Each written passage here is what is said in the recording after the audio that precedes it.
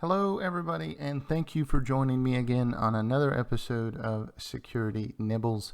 So today we're going to veer away from security tools for a moment, and we're going to talk about my recent experience with VR and what that felt like. So before we get started, please don't forget to like and subscribe to my channel. And let me go ahead and tell you that I did just screen captures throughout this, and so we're going to go through kind of a presentation of those and talk about them. Had some issues getting actual content to record right out of the headset and do some of those things, but really this is just about my perspective and what my experience was here. So as you can see, this is my avatar that I had the opportunity to create. And initially, when you put on something like the Oculus, it provides you with a home environment. And so in this environment, I can manipulate things and shape things and have like a view that essentially I could make my own and enjoy. And so this essentially is my area that looks out on outer space. And as you can see, I've got various pieces of furniture. I was able to redecorate some of the ceiling tiles and kind of change the overall feel of the environment. Now, pictures and even some of the videos that I've seen really don't do the quality of definition justice at all. So when my system is actually running, the headset, I've got the Oculus S, or the Rift S, which is the one that is connected to a computer. It produces a lot of heat on my video card, and so I really don't play for more than maybe 30 minutes at a time if I'm lucky. And we'll talk a little bit about why that is and what some of the issues that I ran into were. Now, I've got an image that kind of represents the dash here. I actually couldn't get a snippet of the dash, but there is a dash within the VR environment that allows you to pull up your desktop, that allows you to see different pieces of content, that allows you to do different things. The thing I was really hoping to do that I couldn't do was pull up my monitors and be able to work with my keyboard, because essentially, again, another visual representation here. When you use what's called pass-through mode on the headset, it's like looking through a black and white old security camera. And so you can see all of the images, you can see the things around it, and it's, got the high-def pictures and whatnot that you have pulled up, but then you've got this kind of grainy black and white representation of your environment. Now, this is good for safety reasons, and maybe if I wanted to try and have a way to see my keyboard and mouse, it would be good. But really, overall, I think the productivity implications, the ability to use this to maybe be more productive and do those kinds of things, until that pass-through is a little bit better, may not be the case. Now, I didn't use the Oculus Quest, and I'm really not looking to comment too heavily on it because I haven't had any experience in using it. So it may be a little different in the pass-through mode.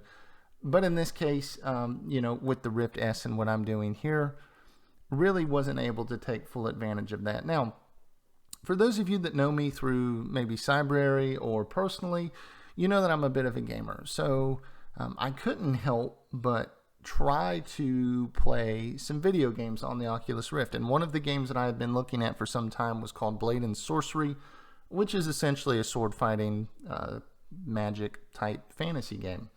So I was able to create a character in the game, and the neat thing about it is it has a height calibration. So when I'm standing in the zone that I've created in my office to walk around or do whatever in, it actually gauges that height, and then in the game gives me a representation that I can then be. So when I look down, I can actually see my chest. When I hold weapons out in front of me, as you can see here, it does a really good job with the handset sets, the two controllers, to actually gauge how long my arms are and where they should be at relative to the environment.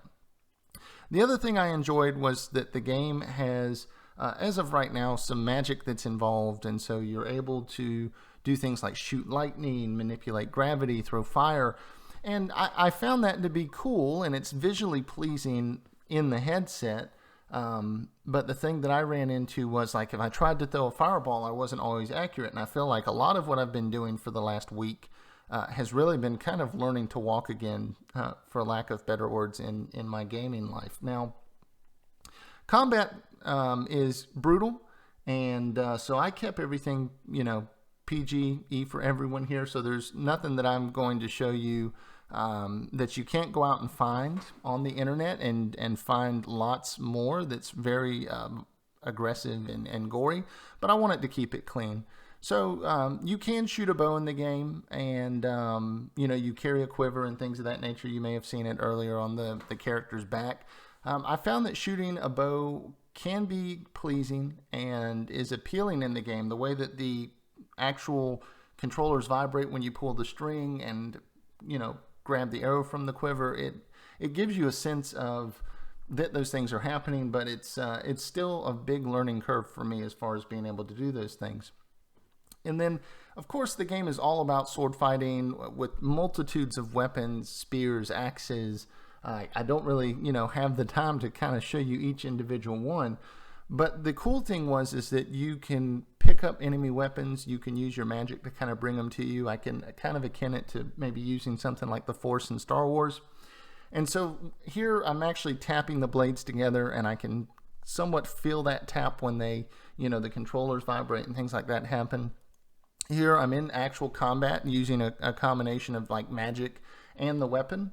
And I can say that, this ended with this guy getting stabbed with a blade. But again, you can go out and find additional videos if you really want to get into the weeds on like some of the things that people are doing and what they're capable of. I'm not a good player in this game right now. I'm really just, like I said, learning to walk. But it brings to mind something that I wanted to share with everybody.